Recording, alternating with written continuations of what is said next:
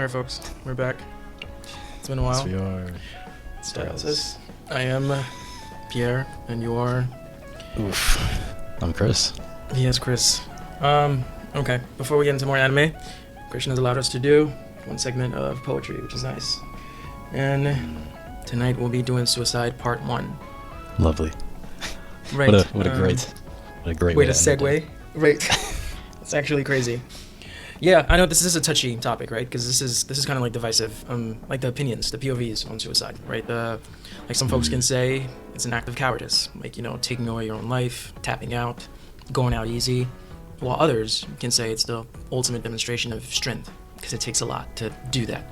But so tonight we're going to be doing two poems, right? Which is from the perspective of the friend left behind or the friend of the potential victim, and that's pretty much it. Do you have any words on suicide that you want to say before we get on, Christian? Well, it is a very dark topic, but yeah. I will say these two poems that you have lined up, they did give me chills, especially this, what we're about to listen to right now. I went into it pretty blind. You didn't tell me anything about it. I just knew it was about suicide.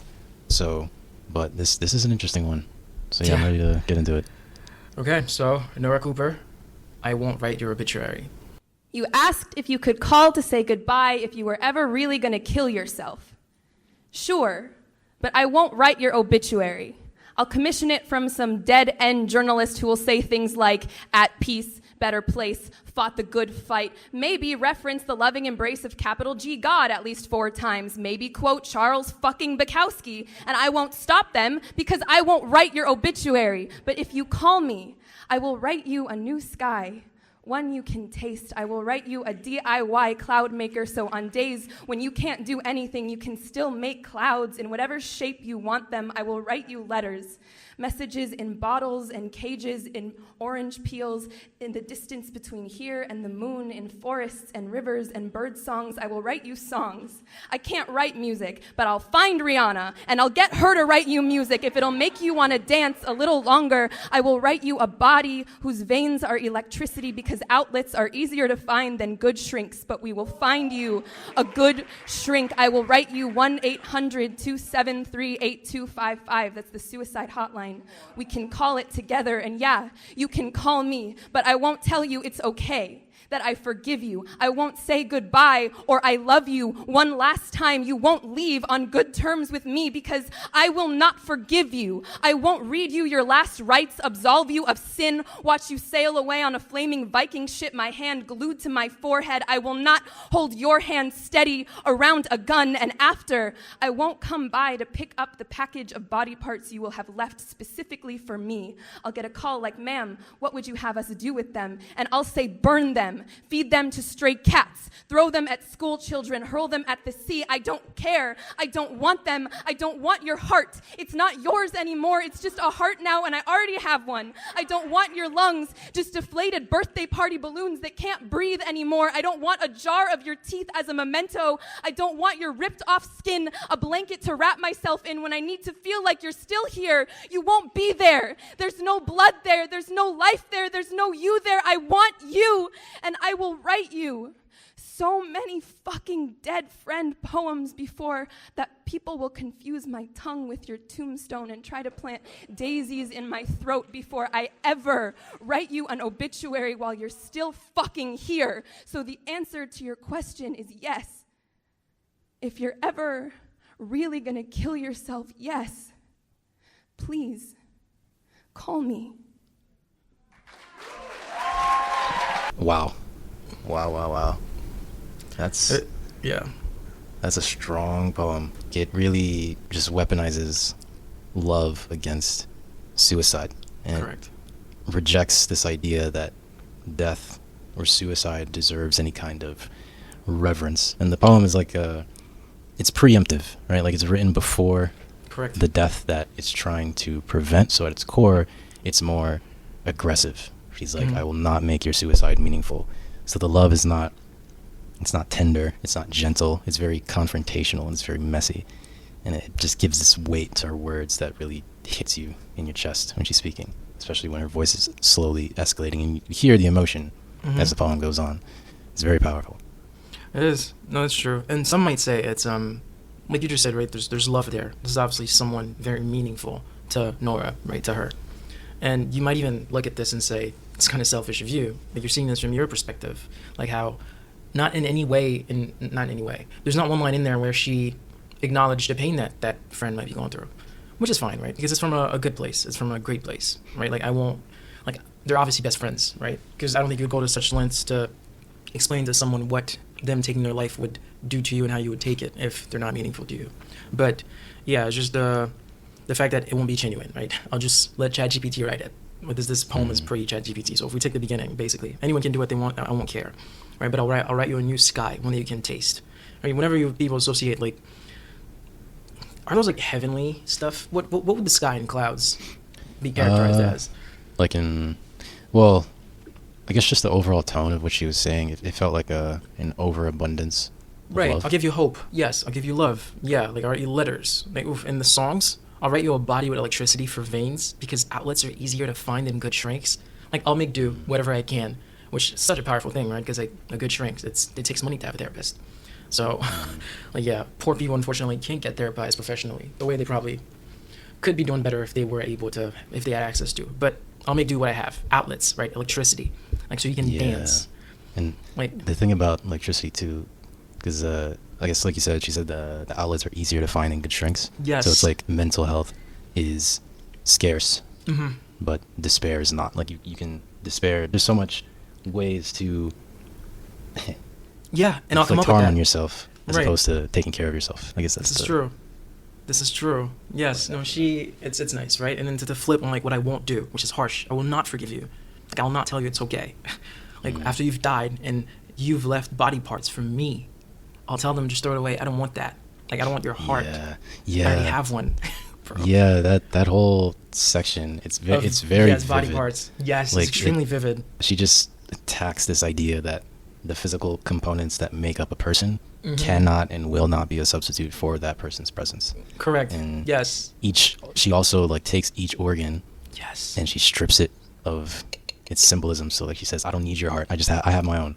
Your Right. lungs, they're just deflated balloons. And your skin is just a useless blanket. So it's the harsh reality that if you take away the soul, what's left behind is truly, truly lifeless. Like there is no Right. you there. So this doesn't represent you in the way that it matters the most. Exactly, because you're not there, right? Your shell, like your earthly shell, will be there for a short time till it decays. I mean, of course, this is just to make this picturesque, but they'll just give her like an urn with the what is it? With the when someone's Ashes. burnt ashes. Yeah, but still, she broke it down like you said. Yeah, man, that's crazy. Like your skin, bro, just a blanket that I'll wrap myself around, and it will not feel like you because you're not there, bro. And then the final piece of this poem, right? That she's like, even if you're sad, you're suicidal, I would rather be suicidal with you. Like, I'll be okay writing you dead friend poems until people confuse my tongue with your tombstone. Like, if you're thinking about death, that's fine. Let's wallow in that. But you won't do it, but I'll wallow with you in that. Yeah, it's like oh, sorry, you're gonna continue. No, go ahead. No, it's just I really like how she's using writing in this way where like she rejects the language of death and replaces it with creation in her like writing things. Like so earlier she says, but if you call me, I will write you a new sky, one that you can taste. Yeah. So writing becomes an act of keeping someone alive as opposed to putting a period on their life. Like it continues the sentence of their story or it continues the chapters of their story.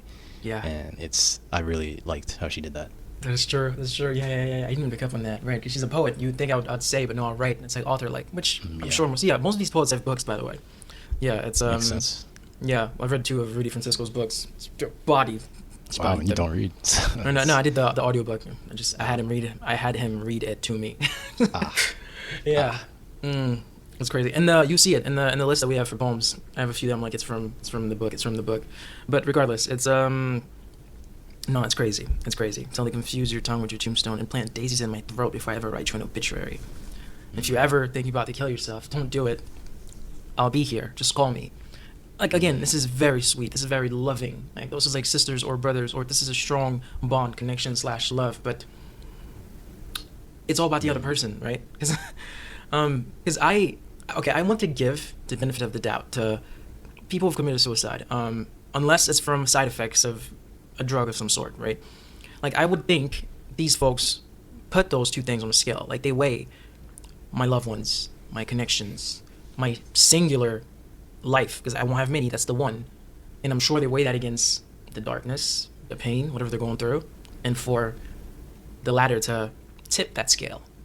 So what I'm trying to say is, as loving as this is, right, as caring as this is, as harsh but coming from a good place as this is, at the end of the day, someone's decision to take away their own life, I would think all of these factors are weighed in, but it's just that the darkness is just stronger. So for that reason, it's just your opinion, it's just your perspective, it's your love for me, but I'm the one choosing to do this because of what I'm going through.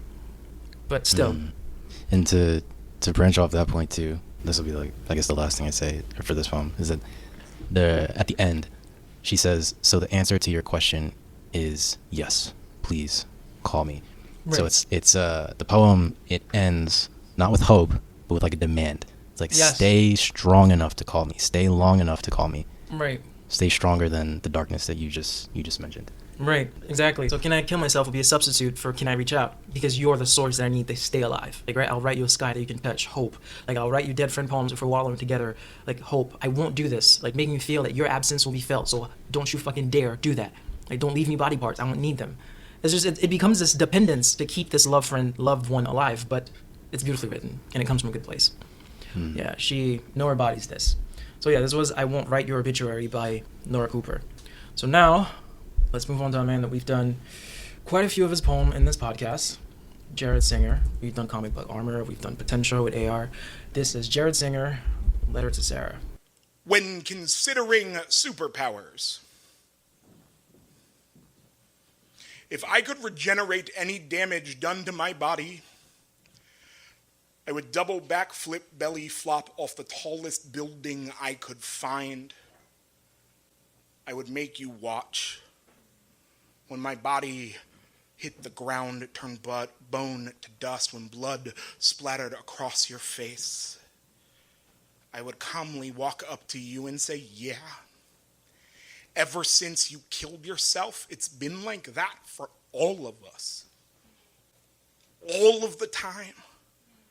If I could fly, I would take you so high, so fast, you'd be terrified that wind resistance alone would rip you out of my arms, but I would hold on to you with a strength born of fear and longing. I would whisper into your ear, if only you told us something was wrong, we could have held you, told you we loved you, we could have helped. Maybe it wouldn't have been enough, but we could have helped. If I could read other people's thoughts, I would not invade your privacy. Instead, I would eavesdrop on every passerby and tattoo my body with all of the nice things they didn't think you needed to hear. Does she get out of bed like this? I wish I could be that graceful. Meeting your ex-lovers would turn my chest and back into a masterpiece of all of the things they never taught to tell you. How could I have let her get away? She was the best thing that ever happened to me. My legs would be a patchwork with hatch marks of all of the times I still missed you. It wouldn't even take a single day to cover this body and all of the nice things people didn't think you needed to hear. If I could travel in time, I would go back to the moment before it was too late. To the moment before you started a suicide note that read, "Dear Jared, I am doing this now and I know you will be the one to find me. Because of all of my friends, you are the one who is strong enough to take this." What made you think I was strong enough to take this? I would go back to the moment before you became the reason I don't read letters anymore without having someone else proofread them first. And if I could project my thoughts into someone else's head, even knowing it could never have saved you, nothing could have saved you, but maybe it would have saved me. You would never have doubted, even for an instant, that you were loved. Thank you. What do you think? Right. So if we contrast real quick, right? I mean, no, let's focus on this. I'll do the contrast later. Yes, a letter to Sarah. To me, he displayed kind of all the emotions I would too if I lost someone close. Because he kept mentioning we, so I'm assuming it was a very strong friend group, like 3-4 guys and gals. Sarah's Sarah, whatever the size is. As in, it was like a niche, like a crew, family, the friends you choose. Friends, the family you choose. Yeah. So for go from like he transitioned from this anger and pain and all this if I coulds, right? The anger. If I could make you feel what I felt. Like if I were to be a superhero, I'd have the superpower of regenerating, meaning I can't die. But I would do it over and over. Like I would jump off like a building over and over in front of you, just so you could feel what we felt. That's kind of similar to Nora's Nora's poem in a way of like, yeah, like I will be harsh. That good friend that I am now, no, I won't want any part of you. I won't even say a good word. I won't say anything. I won't wave, salute. Like she did all the soldier poses. I will not do that. He's basically saying something similar. Like I would make you feel what you made me feel, which is pain, because it came out of nowhere. From there, he grew into guilt, right? Like if I could fly, like I could have helped. I would have held you tight. You know, we could have helped. We could have held you. Like, and the superpowers, like from still him displaying his guilt, right? If I could read everyone's thoughts, I wouldn't go in there to get deep into their privacy. I would simply eavesdrop just to pluck out good things about you, to remind you of how special you were, to let you know how amazing of a person you were, what others thought of you. Maybe if I did that, you would have been here still, because you were an amazing person. Like I would have creeped onto all your exes and read their thoughts of them thinking, how could I ever let her go? And he said it wouldn't even take a day to have my whole body, my chest and my back completely filled with ink, tattoos of all the compliments, all the nice things you're saying. Like it's this feeling of, basically, yeah, you're feeling bad, right? What I could have done and didn't, because you're an amazing person. You'll never know that. And then from there, he transitioned all the way to the end, to the permanent damage that has done, right? If I could go back in time, now he's a time traveler, to let you know that you writing this letter, saying you're the strongest of my friends, it has dented my life permanently. I can't read letters without having someone proofread them for me. Like that's a scar that I'll never heal, right? I can't, like if I could project my thoughts into someone else's head, even knowing couldn't have saved you, maybe it could have saved me. Your death, like I'm lost, right? I'm NF and Opson, like dark clouds, that's my residence. Like I can't even function anymore because of you, but you got to go. I'm still here. And now I'm this broken clock. But I don't know. I love this poem a lot. Like he transitioned through all of them. Anger, guilt, damage, but it's done so tenderly. Like he's still reassuring her throughout this whole poem. She's already dead, that like we wanted to save you. You know, like you were part of the gang. We could have, but we didn't. But we also didn't know. So there's survivor's guilt, there's remorse, there's maybe hatred over time. It's a bunch of things. But yeah, what did you think about this? Well, since you covered the whole poem, basically, I know, right? I'll just I'll hone in on certain points too. So yeah, so he very much is speaking from the position of someone who was left behind after a suicide. So the driving force behind this poem, it's not shock. It's more of like a counterfactual love. So counterfactual, it's something that hasn't happened, or that has not happened. I think that's the definition of it. So, because like you mentioned, he says things like, if I could have done more, if I had powers, if time bent. So each of these imagined realities echoes this sense of guilt and helplessness that he feels. And then the poem keeps circling around this idea that I couldn't save you, but I also can't escape the damage of that your choice left behind. So in the opening, when he talks about, he says, when my body hit the ground, turned bone to dust, and then I would calmly walk up to you and say, yeah, like this line of him imagining his own death, it's very graphic, but he responds in a way that's eerily calm. So it can kind of reflect how suicide survivors may describe the feeling afterwards, that life keeps going on in this absurd way, even after something unspeakable has happened, but life just goes on. And then when he says a line, ever since you killed yourself, it's been like that for all of us all the time. So the shock is permanent. Everything is catastrophic and yet mundane at the same time. Yeah. And I like how after this, when he talks about flying, like flight, usually it's associated with freedom, but here there's more of there's a danger to it. There's a risk there. Because he imagines Sarah being terrified, but he would be there to like hold her close, because he talks about the wind resistance, the fear, the physical strain. Like that's all it's not associated with being free. There's fear there. And then afterwards when he's talking about how if he could read other people's thoughts, he wouldn't invade her privacy. So and then afterwards he talks about tattooing. When he says tattooing the body, I think that's really doing a lot there, because in getting a tattoo that reflects permanence, that's pain, it's visibility. So the love becomes something that should have been etched, not just assumed by like the spoken word.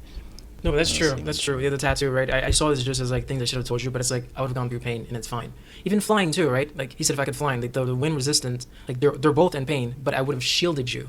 Like he's emphasizing on how strong that friend group could have been, more protective. Basically, everything Nora's saying, he's saying this is what we were to you. This is what we could have done for you. We could have helped. We could have held you. We could have helped, right? We could have told you we loved you. Like it sounds like Sarah had a good support system, but like I said in the intro of this, right?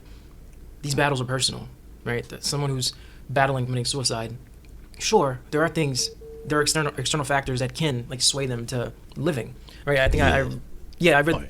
Did we all read these things? Christian, did you tell me this thing or something in high school of some man who committed suicide and they found a note that said, "I'm walking to the bridge. If I see anyone who just give me a smile or something, like I won't do it." And maybe that was in you. All right, so that was in middle school. I think I read that somewhere. So he ended up committing suicide, or that was a story that a teacher told us. As in, right, a kind act could have like shifted this man's future in another direction because he's now futureless. He jumped off the bridge. But at the same time, there are darknesses that are so dark. Like there are battles in the soul that are so like deep, impactful, right? Like the Slow Now, Sabrina Benaim, like there are depressions. Go ahead. Yeah, I just want to quickly touch on that the support system and also like the darkness that people battle. Like, right? Because when he was talking about how could I have let her get away? She was the best thing that ever happened to me. Like when he says it wouldn't have even taken a single day, I think, to tattoo these things on my body or something to that effect. Mm-hmm. It's just the line hits hard because it's like the volume of love he had for her wasn't scarce. It was just misdirected. It was delayed and it was withheld for whatever reason. And when somebody is in that deep, dark depravity, sometimes it's these little gestures, like you said, that somebody smiling at you, somebody giving you this little beacon of light that you like to say. It's like these can help take away a little bit of that darkness. And if you're surrounded in the dark and you see a little light, a little flame. But that depends on the volume of the darkness, Christian. That's the thing. But I'm trying to put to words this idea I have in my head. It's like if you are surrounded by nothing but darkness and yet you see a beacon of light, it draws your attention. Right. And it can become something to go towards when you're surrounded by just darkness. And that little smile can be that little beacon of light that shows up in somebody's darkness. So, and you said, I think you just said that the kind of light matter, or what was it you said just now? The kind of light? Yeah, you said something about how a Christian, it also matters that, like you said something. The volume of the darkness. If it's too strong, pinch of light. That too, like it can be incredibly strong, darkness. But if someone gives you a smile, that is a tiny light that can brighten your day in ways that some people couldn't even fathom. Like if I understand. Like, you even mentioned it, right? Like that poem. The guy's walking towards his own suicide. If someone gave him one smile, that is the little light that you're saying that, it's not as significant as it might seem. That could be very, very significant because it's a reminder of hope in a sense. It's a reminder of love. It's a reminder of just kindness and warmth. And sometimes when you're surrounded by darkness and you've been in that darkness for so long, you can forget what it feels like to see any kind of warmth. So, yeah, as the little gestures, they can be very significant, extremely significant. No, that's true. And what you just said too, there was no lack of that. It was just delayed. Oh, that sucks even more. It's one thing, like I never said something I should have, but it's right. That's basically what this is. Yeah, I could have easily done this. Like, not that I was withholding it for whatever the reason is that you just mentioned, but this was not some crazy hoops that I had to jump through. This is not Nora's poem where I would go through the lengths of whatever it takes. Like, I'll write sad poems with you. Like, I don't know how to write songs. I'll get Rihanna for you. No, Sarah didn't need that. Like, the friends did love Sarah, but we just didn't know. Those are the kind of things that can cause the ones left behind, like, to kill themselves. Like, that kind of guilt, Christian, for knowing someone close to you took their life. Like, bro. And then in the final parts of the poem too, where he was like, "What made you think I was strong enough to take this?" Like it's flipping the narrative. So strength is now presented as a burden that's been forced upon him without Yes. consent. Yes. And I Christian, think that's a short. that's beautiful. Yep. That is beautiful. That's what this is. He didn't ask to be this strong now. Because, yeah, now this man's like a survivor. This man's like an AA. Like, every day is just, he survived one more day, one more day. Yeah. This man is scarred. Right now, this man needs to develop thick skin, thick mindset. It's crazy. Yeah, Sarah left a lot of mess behind. Sarah, like, created a lot of messes the way she exited. And leaving that on him, bro. Just write a letter for everyone. Why him? But Yeah. I guess he is strong because he's... Well, he I has guess to write a to. poem about it. He has to accept that the death is inevitable, but he still insists that the collateral damage was not, because the poem is, it's not asking like why didn't you stay. It's asking why did you leave me to bear this pain, to bear this weight alone. Crazy stuff. But yeah, this was Jared Singer, a letter to Sarah. Don't have anything else to say, Christian. I Yeah. don't have anything else. These are good. These are good. I got chills for, like I mentioned before, for both of them. No, So- part 1 is crazy. Part 2 is even more crazy because part 2 is of the folks who commit suicide themselves. I broke those down into parts. We'll get to Yeah, that. I was gonna say. Yeah. I love poems. Duh. This is Pierre's list, by the way. Well, if you listen to this the first time, go check the other poems we've done. They've all been thematic, if that's an adjective for themes. But yeah, crazy stuff. All right. It's been real. We're wrapping it. Alright. I'm going to sleep. Goodbye. See ya.